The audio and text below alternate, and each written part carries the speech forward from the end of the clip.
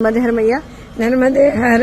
आप अपना नाम बताइए, कहाँ से हैं? मेरा नाम है स्वामी ओमकारानंद सरस्वती और मैं राणापुर में भी आश्रम है और मेरा गुजरात में नडियाद के पास भी आश्रम है। वहाँ आश्रम में बहन बेटियों को जो नहीं पढ़ा सकते हैं ऐसी सब बेटियों को वहाँ पर फ्री एजुकेशन का काम करती हूँ, सेवा का काम करती हूँ। और मैं 3 साल से दादा गुरु की प्रतीक्षा में थी। जब से मैंने सुना था कि ये संत ऐसे निर्जला कर रहे हैं तो मेरे को थोड़ा आश्चर्य भी लगा था और था कि एक बार प्रत्यक्ष मिलना है। तो आज से उनका दर्शन हुआ तो लगा कि ऐसे सहजता से निकल गया कि ये दादा गुरु नहीं, ये साक्षात नर्मदा है, साक्षात नर्मदा है।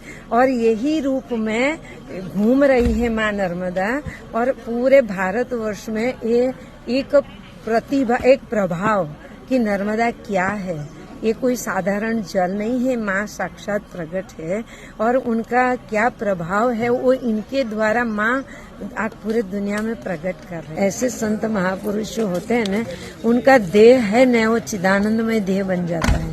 तो वो कुछ भी उनकी रग रग में मैया है जी। तो वो मैया ही शक्ति के रूप में प्रकट होके सबको प्रभावित कर रही है कि ये साधारण हमारा भारत देश इतना महान है, हमारी हिंदू संस्कृति इतनी महान है कि ऐसे संत आग लगी आकाश में जर्जर बरसे अंगार, जो नहीं होते संत तो जल मरता संसार। तो ऐसी विभूतियाँ लोग बोलते हैं कलयुग कलयुग, मगर ये कलयुग उनके पास आ ही नहीं सकता है जी। इनके पास कलयुग फर्क भी नहीं सकता है जी। केवल सत्युग ही सत्युग, केवल सात्विकता ही घूम रही है। अद्भुत अद्भुत अद्भुत, बहुत अद्भुत। मैं तो इतना आज खुश हो गई, मैंने अपने आप को इतना भाग्यशाली मानती हूँ।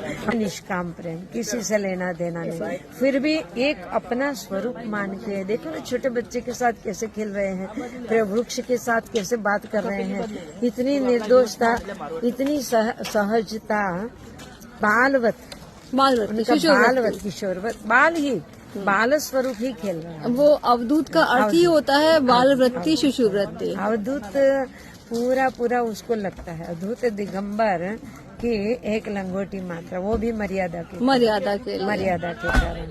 ऐसे संत विभूति हमारे जीवन में बहुत कम ऐसे संत आए हैं। ऐसे संत एक कलयुग में उनके ऊपर कोई प्रभाव नहीं है, पूरा सतयुगी है, एकदम सात्विक है और उनके अंदर रग रग में वही मैया रम रही है। से जितने भी परिक्रमावासी चलते हैं वो सब भाग्यशाली हैं। संत के पगले पगले चलना वो एक यज्ञ का फल होता है जी। आज मैं भी वहाँ से यहाँ तक पैदल आई, बिना चप्पल में चल नहीं सकती थी, उनका हाथ पकड़ के वो मेरे को